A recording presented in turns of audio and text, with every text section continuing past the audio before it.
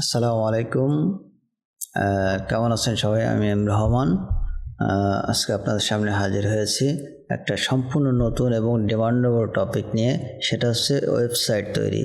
বর্তমান যুগে ওয়েবসাইটের প্রয়োজন নাই এমন কোনো মানুষ নাই। সকলেই কিন্তু ওয়েবসাইট প্রয়োজন। সো আমি আজকে সব কিছু দেখাবো পার্ট টু পার্ট। এক পার্ট হয়তো দেখানো সম্ভব হবে না। কীভাবে একটা ব্লগ সাইট তৈরি করবেন এবং সেটাকে কাস্টমাইজ করবেন আদ্যপান্ত সব কিছু আমি দেখাবো। আমার চ্যানেলের সাথে থাকবেন এবং সবগুলো পার্ট একে একে দেখে নেবেন ইনশাআল্লাহ। তো আমি একটা ব্লগ সাইট আগে খুলে রাখছি। তো এটা আপনাদের দেখানোর জন্য আমি ওপেন করছি। দেখুন লাইভ ভয়েস নামে। তো আপনারা এই পেজে ঘুরে আসতে পারেন livevoice.com। আমার এখানে ডোমেইন অ্যাড করা আছে। তো আপনারা চাইলে কিন্তু পরবর্তীতে ডোমেইন কিনে এখানে ডোমেইন অ্যাড করতে পারবেন। সেক্ষেত্রে আপনার ব্লগ সাইটটা একটা মানে .com একটা ব্লগ সাইট একটা ওয়েবসাইটে পরিণত হবে। তো আমি আজকে আপনাদেরকে আদ্যপান্ত সব কিছু দেখাবো। যারা ফ্রেশার তারা কীভাবে খুলবেন। তো এভাবে আপনার ব্লগার সাইটে গেলে যদি আপনার ইমেল অ্যাকাউন্ট খোলা থাকে, যাদের আগেই ব্লগ সাইট খোলা আছে তাদের ক্ষেত্রে ইন্টারফেসটা এরকম আসবে। তো এতে ভয়ের কিছু নাই। এখান থেকেও কিন্তু ব্লগ খোলা যায়। তো আমি ফ্রেশাররা কীভাবে খুলবেন সেটাও আমি দেখাবো। এই যে এখানে অথবা গুগলে যে blogger.com লিখে সার্চ করলেও কিন্তু এরকম ইন্টারফেস আসে। যেহেতু আমার আগের জিমেইল অ্যাকাউন্টটা লগ ইন করা রয়েছে, যেটাতে আমার আগেই খোলা আছে, সেই জন্য এরকম আসছে। এখান থেকেও নিউ ব্লগে গিয়ে আমরা খুলতে পারি। একটা জিমেইলে আন্ডারে অনেকগুলো অ্যাকাউন্ট ব্লগ সাইট খোলা যায়। তো সেটাও আমরা খুলতে পারি বা আলাদা আলাদা জিমেইল দিয়ে আলাদা আলাদা ব্লগ সাইট খুলতে পারি। সেটাও কীভাবে খুলবো সেটাও আপনাদের আমি দেখাবো। তো এক্ষেত্রে আপনাকে যে তীর চিহ্ন দিয়ে নিচের দিকে যেতে হবে, গিয়ে ক্রিয়েট দিলে আপনার নিউ ব্লগ দিলে এরকম একটা ইন্টারফেস আসবে।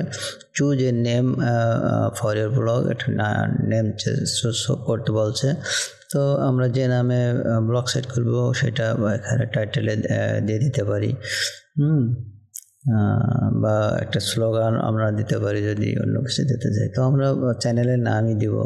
আমরা রাইটিং বিডি দিয়ে নেক্সট করলাম।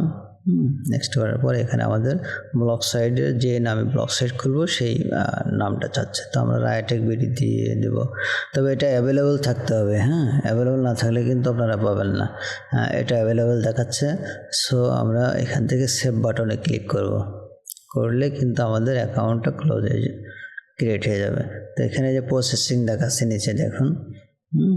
প্রসেসিং ক্রিয়েট হয়ে গেছে। তো সম্পূর্ণ ইন্টারফেসটা কিন্তু এরকম। তো অলরেডি ক্রিয়েট হয়ে গেছে। তো আমরা কিন্তু দেখাবো এই সাইডে ঢুকে যে এর লুকিংটা কেমন, সেটা আপনাদের দেখাবো। তো দেখুন আমি এখানে আর ফ্রেশারদের জন্য ইন্টারফেসটা কেমন আসবে সেটা আপনাদের দেখাই একটু। সেটা দিয়েও কীভাবে খুলতে হবে সেটাও আপনাদের দেখাবো। ফ্রেশারদের জন্য কিন্তু ইন্টারফেসটা এরকম আসবে। Create your blog. এখান থেকে আপনারা অ্যাকাউন্ট যে ব্লগ ইমেল দিয়ে অ্যাকাউন্ট করবেন সেটা সাইন ইন করে নেবেন। তো আমরা সাইন ইন করে নিচ্ছি। এটা সম্পূর্ণ ফ্রেশার যারা তাদের জন্য আমি দেখাচ্ছি। সরি, পাসওয়ার্ডটা ভুলে গেছে। পাসওয়ার্ডটা আবার দিচ্ছি, আবার লগ ইন করছি। তো এখানে এই যে এরকম ইন্টারফেস আসবে। তখন আপনারা টাইটেল দিয়ে দিবেন একইভাবে। টাইটেল দিয়ে নেক্সট করতে হবে। তো আমরা টাইটেল দিয়ে দিলাম, নেক্সট করলাম। তারপর আপনার ব্লগ সাইটের নাম চাচ্ছে, যে নামে ব্লগ সাইট খুলবেন। তো আমরা একটা নাম দিচ্ছি রাইটেক বিডি। যেহেতু আগে খোলা আছে এটা কিন্তু আর অ্যাভেলেবেল দেখাচ্ছে না। তো আমরা যদি এখানে রাইটেক বিডি 2 দিই বা এরকম কিছু দিই, আমি সেটাই ট্রাই করছি, দেখি, বা অন্য কোনো নাম দিয়ে রাইটেক বিডি 2 দিচ্ছি। দেওয়ার পরে দেখুন এটা অ্যাভেলেবেল দেখাচ্ছে। হ্যাঁ, এখন যদি আমরা নেক্সটে ক্লিক করি তাহলে দেখুন এই যে ক্রিয়েট হয়ে যাবে এভাবে। তো আমরা দুইভাবেই দেখালাম, যারা ফ্রেশার এবং যারা আগে ব্লগ অ্যাকাউন্ট খোলা আছে, তো দুইভাবে আপনারা করতে পারবেন। তো আমরা আমাদের ওয়েবসাইটে একটু ঢুকে দেখি। হ্যাঁ, rayatechbd.blogspot.com, এটা আমাদের ওয়েবসাইটের নাম। কিন্তু যখন কাস্টম ডোমেইন অ্যাড করবেন তখন কিন্তু আর ব্লগ স্পট আসবে না, তখন .com হয়ে যাবে। এই যে ফ্রেশ একটা অ্যাকাউন্ট, কিচ্ছু নাই, দেখতে অনেকটা ভালো লাগছে না, হয়তো মনে করবেন যে এটা আবার কি। না, এটাকে আমরা কাস্টমাইজ করবে, প্রফেশনালি লুক নিয়ে আসবো। প্রফেশনালি একটা লুক নিয়ে আসবো এবং সেটা কিভাবে আসবে, কিভাবে করব, সব কিছু আপনাদেরকে দেখাবো। সো সব পার্টগুলো কিন্তু আপনাদের ডেসক্রিপশন বক্সে দেওয়া থাকবে, পার্টগুলো দেখে নেবেন। তো ফ্রেশ একটা অ্যাকাউন্ট এরকম শো করবে। তো আর বাম পাশে যে পোস্টে কিছু নাই, স্ট্যাটাস কিছু নাই, কমেন্টস নাই, আর্নিং, যেহেতু আমরা নতুন অ্যাকাউন্ট খুলছি আর্নিং এখন তো আসবে না, এটা অ্যাডসেন্স পাওয়ার পরে। থিম কীভাবে, পেজ কীভাবে বানাবেন, পেজ কী কাজে লাগে, থিম, সেটিংসে গিয়ে আপনারা ডেসক্রিপশন কীভাবে দিবেন, ডেসক্রিপশনটা অবশ্যই ভালোভাবে দিবেন। আমি যেহেতু সময়ের স্বল্পতা, এই জন্য আমি ডেসক্রিপশন আমার একটা চ্যানেল থেকে নিয়ে আসবো।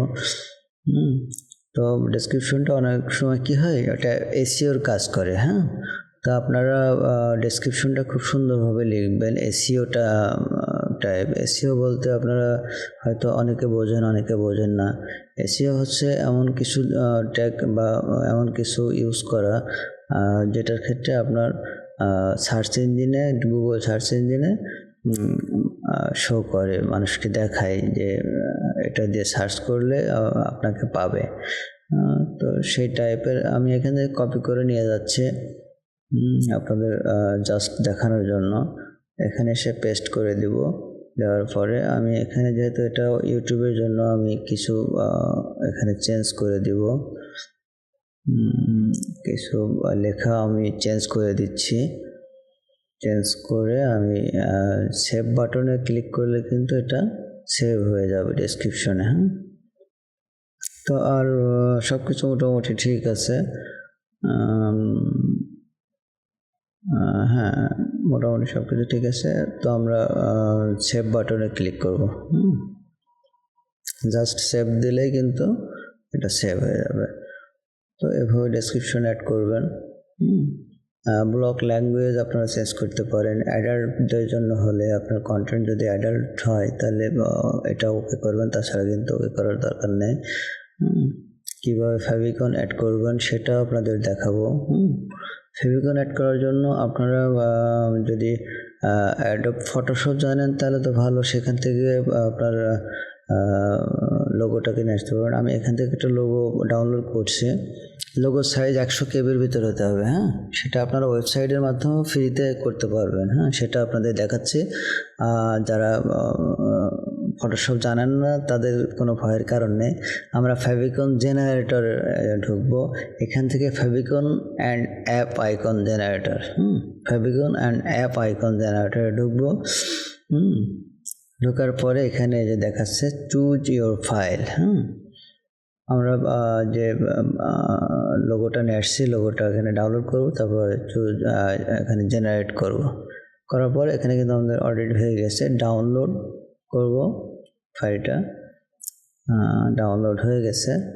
তো আমরা ওপেন ফাইলে গেলে এখানে জিপ আকারে আসবে, এটাকে আমরা এক্সট্রাক্ট করব, এক্সট্রাক্ট ফাইল। এক্সট্রাক্ট করার পরে দেখুন অনেকগুলো এখানে কিন্তু লোগো আমাদের দেখাচ্ছে, ছোট থেকে বড়। এটা সহজ না অনেকটা, এভাবে আপনারা করতে পারেন। তো এখানে আমরা 100 কেবির নিচে আমরা নিব। এটা আমরা ট্রাই করি। যদি এটা দিয়ে না হয় তাহলে আমরা অন্য আরেকটা দিয়ে করব। তো যেটা আপনার মানে ওখানে শো করবে ওয়েবসাইটের ভিতরে সেটা করব। আর নামটা অবশ্যই চেঞ্জ করে দেবেন, যে নামে খুলবেন অ্যাকাউন্ট, কারণ এটা আপনাদের জরুরি, এটাও এসইওর কাজ করে। সরি, আমার এখানে অনেকগুলো খোলা আছে, তো এই জন্য আসলে এদিক ওদিক চলে যাচ্ছে। এই যে এখানে আমরা ব্লগার সাইটে ঢুকবো, ঢুকে ফেভিকলে ঢুকে চুজ ফাইলে যাব। তারপর আমরা যে লোগোটা নিয়ে আসছি লোগোটা সিলেক্ট করব। লোগোটা সিলেক্ট করার পরে আমরা ওপেন করব, করে সেভ বাটনে ক্লিক করব। তো আমাদের ফেভিকন কিন্তু সেট হয়ে গেছে। তো আমরা ওয়েবসাইটে ঢুকে দেখি, এখানে রিফ্রেশ দেবো একটা। ওয়েবসাইটে ঢুকে দেখি এখানে আসলে আসছে কিনা। এটা লোড হতে একটু সময় লাগে, হ্যাঁ। তো এটা আসতেও পারে, দেখুন ডেসক্রিপশন অ্যাড হয়ে গেছে, বাট লোগোটা এখনো আসে নাই। তো এটা একটু টাইম নিতে পারে। তবে যখন আমি থিম চেঞ্জ করব, প্রফেশনাল একটা থিম নিয়ে আসবো, তখন এটা আপনারা ভালোভাবে দেখতে পারবেন।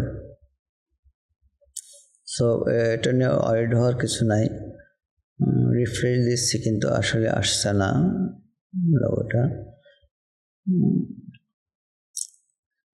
এখানেও রিফ্রেশ দিয়ে দেখি, না আসছে না। তো এটা আমরা পরে দেখবো ইনশাল্লাহ। তো আমরা সেটিংসে নিচে আরও কিছু অপশন থেকে HTTPS অন করে রাখবেন। এখানে ল্যাঙ্গুয়েজ চেঞ্জ করতে পারেন, প্রাইভেসি ওকে, পাবলিশিং, কাস্টম ডোমেন। এই যে এখান থেকে যদি কাস্টম ডোমেন নেন তাহলে কাস্টম ডোমেন ওপেন করতে এখানে অ্যাড করতে পারবেন। তো এই সেটিংসগুলো আমি ভালোভাবে দেখাবো, হ্যাঁ। আপনাদের অডিট হওয়ার কিছু নেই, সেটিংসগুলো আমি দেখাবো একদম A to Z আমি দেখানোর চেষ্টা করব খুব সুন্দরভাবে, যাতে আপনারা এখান থেকেই আপনারা একটা সুন্দর একটা ওয়েবসাইট তৈরি করতে পারবেন, এবং সেটা নিজে, অন্য কারো দিয়ে করার জন্য দরকার নেই। মেটা অ্যাপটা অন করে দিলাম।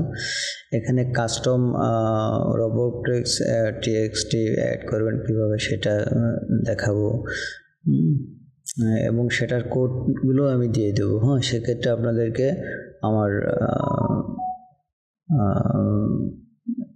টেলিগ্রাম গ্রুপে অ্যাড হতে হবে, হ্যাঁ। তো এই যে এখানেও কিছু কাস্টম থিম আছে, এখান থেকে হচ্ছে আপনাদের যদি পছন্দ হয় এখান থেকে নিতে পারেন। সো আমরা এখান থেকে নিব না, আমি বাইরে একটা সাইট থেকে ডাউনলোড করে তারপরে থিম রিস্টোর করব, হ্যাঁ। সেটা সম্ভব, এবং সেখানে পেড ভার্সনও থাকবে, ফ্রি ভার্সনও থাকবে, হ্যাঁ।